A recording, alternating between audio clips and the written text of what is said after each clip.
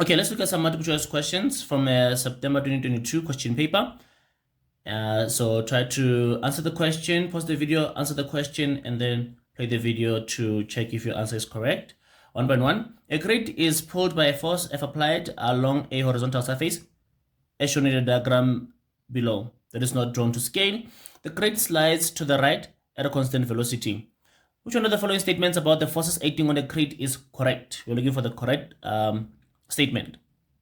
A, the normal force is greater than the gravitational force. That is incorrect. That is incorrect. The vertical forces are balanced as it's lying on a surface. B, gravitational force is greater than normal force. Also incorrect there. Those two vertical forces are balanced there. So A and B are just incorrect.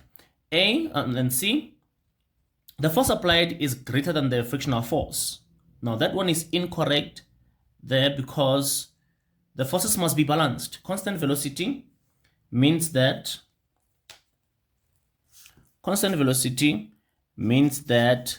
the net force is zero. The net force is zero, and it also means that the acceleration is zero, and the system is at equilibrium. And in equilibrium means those forces must cancel out. Therefore, they must be equal in magnitude and also opposite in direction. So the correct answer there is D. The force applied is equal to the frictional force there. For this system to be in equilibrium, for the forces to cancel each other out, and for us to have constant velocity with an acceleration of 0 and a net force of 0 there. 1.2, the impulse on a ball bouncing off a wall is equal to the impulse there.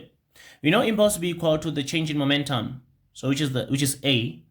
But then B says the rate of change in momentum. Now the rate of change in momentum is sort of similar to A, but the rate there makes it a net force there. So impulse, the product of a net force and the time, is equal to the change in momentum. Impulse is equal to change in momentum. So if you change this formula a little bit, if you divide by time on both sides, you have the net force equal to the rate of change in momentum there. So whereby we differentiate between these two equations to say the impulse is equal to the change in momentum, but the net force is equal to the rate of change in momentum. So the correct answer is A, and B is wrong because B is describing net force. C, average force on the ball on the wall. D, product of mass and acceleration. C and D are also incorrect. The correct answer is A, impulse is equal to change in momentum. Okay. 1.3, power is 1, the rate at which energy is expended. Yes, it is. 2, the rate at which work is done. Yes, that's true. 3, the work done per unit time. That's also power there. So power is 1 only. No, 1, 2, and 3. Yes, 1, 2, and 3 are correct there. Those are the different ways that we can define power, and they are all correct there. They're saying the same thing. 1.4, which one of the following is an example of a perfectly plastic body? There, and A is clay, and A is correct there. Let's look at the other options there. B, spring. No, spring is elastic, balloon is elastic, and then D, rubber band is also elastic. So the correct answer there is A. The Roman numerals 1, 2, 3, and 4 represent liquid pressures at different positions in a container. Analyze the diagram below and identify the point which has the highest pressure. The highest pressure. Now, we say there that the liquid pressure depends on the density, gravitational acceleration, and the depth. This H represents the depth. The deeper you go, the higher the pressure. And you can see that all of these are directly proportional to the pressure. So the higher the density, the higher the pressure. The greater the gravitational acceleration, the greater the pressure, and then the greater the depth, the greater the pressure as well there. So meaning the deeper you go in the liquid, the higher the pressure. So which of the points here represents the deeper point or the deepest point? It will be point 4, and therefore the answer is D there. The answer is D, because pressure is directly proportional to the depth. Therefore, the deeper you go in the liquid, the higher the pressure there. Okay. All right, so let's see. 1.6 saying a perpendicular force F is applied to a certain area A and delivers a pressure P. If the same force is applied in an area to an area of 2A, the pressure in Pascal delivered will be.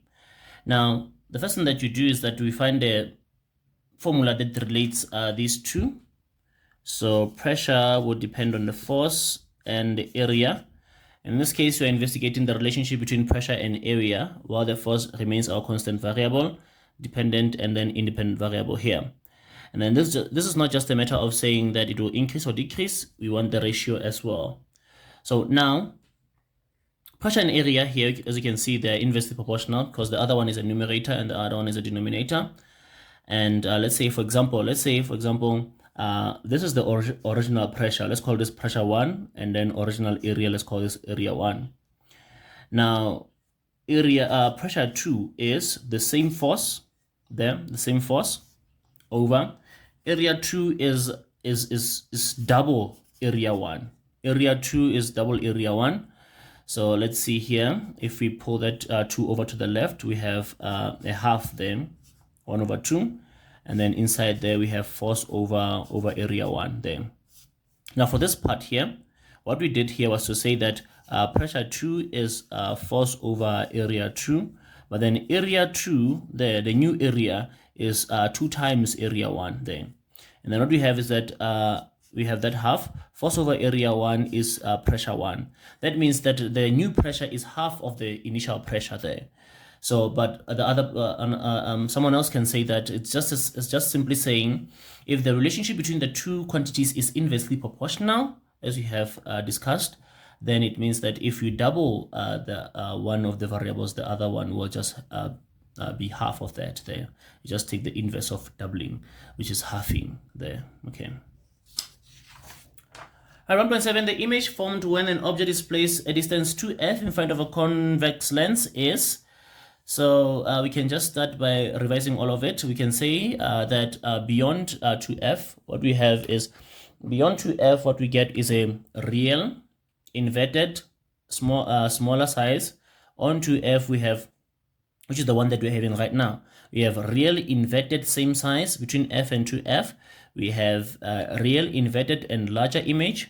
On the focal point on f, we have no image, and between f and the lenses, so we have a virtual upright and larger image there. So the correct answer here is any of the options that says we have a real image that is inverted and is the same size there. So let's look at A. A says inverted and exactly the same size as the object. Now A is correct. B says upright. No, that just right there is incorrect. There is not upright and exactly the same size. Is the second part is correct, but the first part is incorrect. There it's not upright, it's inverted. And C says inverted and larger than the object. No, it's not larger than the object. Yes, it is inverted. And then D says upright and larger. D is absolutely incorrect. And then A is correct because it says inverted and exactly the same size as the object there. So the answer is A. 1.8 says, are we sure that the following diagrams represents the magnetic field of a current carrying conductor moving into the page? Into the page. So D, we have field moving aerially around a point. That's not correct. And A, we have magnetic field lines moving straight. That's not correct. So we are between B and C there. And the key thing here is it's moving into the page. And what is the symbol for moving into the page? Is a cross. So this cross over here is showing you a current that is moving into the page there. So we are going to point our thumb. Already the answer is C there, because B is showing out of the page movement of current. Now C is correct there, and to show the direction of the field there, we say that we put our thumb there to represent the direction of current, and our fingers are going to curl in the direction of the field there, which is clockwise in this case. But the correct answer is C, because C is the one that is showing current that is moving into the page there. So and the field is clockwise there, like that. Okay.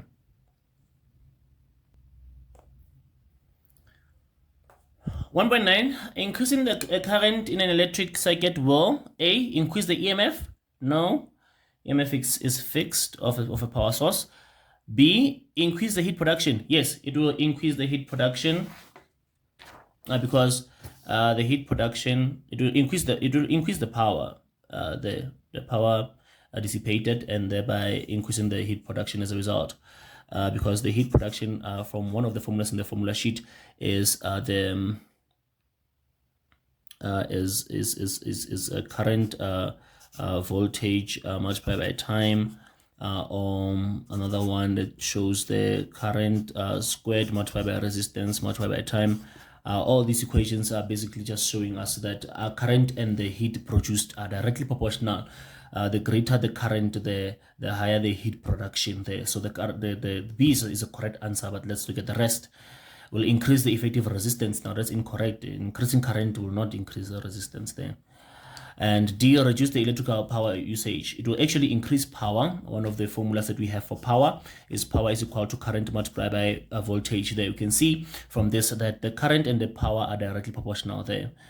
Here, so if you increase the current, you're going to increase the power. You increase the current, you increase the heat.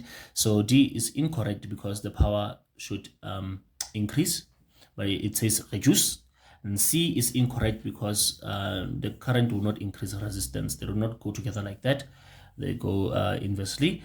And then increase EMF. A is incorrect because the EMF of a power source or of a source is constant, is fixed. And C, increase the effective, but then B, increase the heat production, is correct.